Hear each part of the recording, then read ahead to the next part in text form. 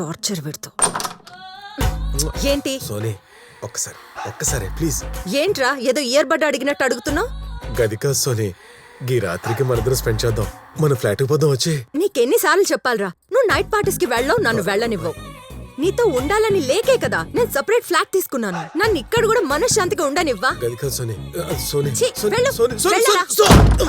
ఎన్ని దినములైందే నిన్ను ముట్టుకుని. రావు గారి ఫ్యామిలీ సిచ్యుయేషన్ ఇది. అతనికేమో పెళ్ళం కావాలి, ఆవిడకేమో డైవోర్స్ కావాలి. హలో లాయర్ గారు, చెప్పమ్మా.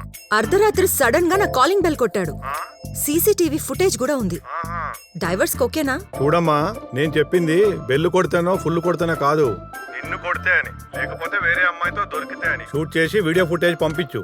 మీ ఇద్దరికి డైవర్స్ ఇప్పిస్తాను. ఇవండి త్రిబులార్ కష్టాలు. వాళ్ళ ఇంట్లో వాళ్ళ భార్యలతో పాట పాడడం కుదరక పాటలు పాడే స్వీటీ వెనకాల పడ్డారు. బ్యాంకులో డబ్బులుండి ఏటీఎం కార్డు లేనట్టయింది. కాకపోతే వాళ్ళ జీవితాల్ని మార్చే ఒక నిజం ఆ రోజు వాళ్ళకి తెలిసింది. ఈ అమ్మాయి మా పక్క స్ట్రీట్ లోకి రోజు యోగా క్లాస్ కి వస్తుంది.